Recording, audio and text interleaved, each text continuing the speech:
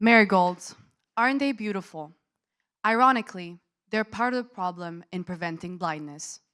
Age-related macular degeneration, the leading cause of vision loss, affects over 200 million people worldwide. And yet, zeaxanthin, a molecule that could protect their sight, comes from a flower that takes 3 months to grow, swallows hectares of farmland, and yields less than 10% purity in the crude extract. Synthetic alternatives exist, but are costly and environmentally unsustainable. This broken supply chain limits access to a critical vision-protecting nutrient. Optisea fixes this. Using precision fermentation, we essentially brew zeaxanthin using engineered yeast in stainless steel tanks, producing over 95% purity without seasonal variability or farmland. The result? Consistent quality, scalable output, and almost half the environmental footprint of marigold extraction. With the eye health supplement market set to double to over £3 billion by 2033, and zeaxanthin leading that growth, Optisea is ready to meet the demand.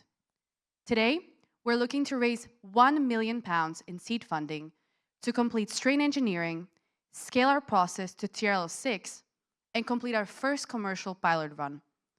We're not just rethinking how zeaxanthin is made, we're unlocking a future where sight can be saved at scale. Thank you.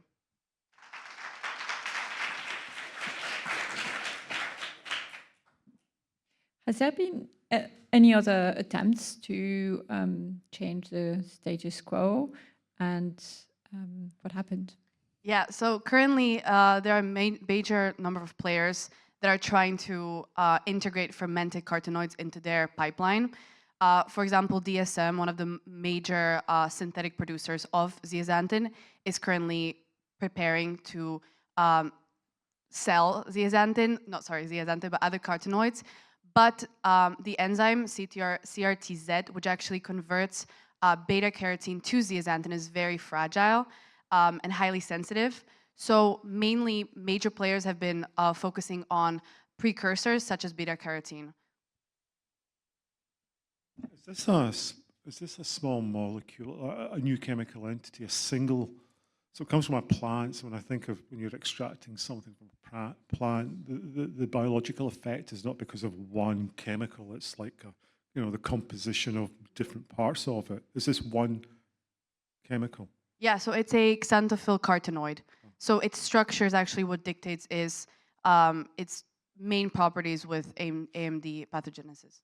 So why pursue a nutraceutical route? Because nutraceutical, low cost, based on high volume, you don't get a label, you don't have to obviously generate clinical data, which is why I don't believe in nutraceuticals. So, who's going to find this attractive apart from nutraceutical companies whose bottom line is going to be like, how cheap can I keep the cost of goods so I can sell it at a high markup?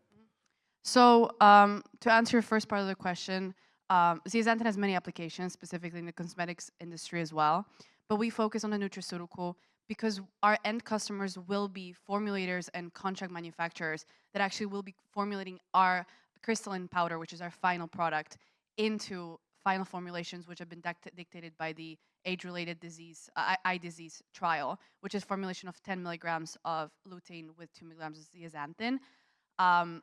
And our price is set at $270 per kilogram, which is on the higher end scale of the synthetic route. However, on the lower end scale of the marigold route or the extraction route.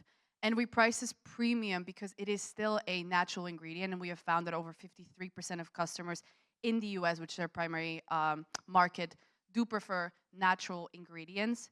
And even though they're not our end customers, they do dictate what the formulators are putting into their final product.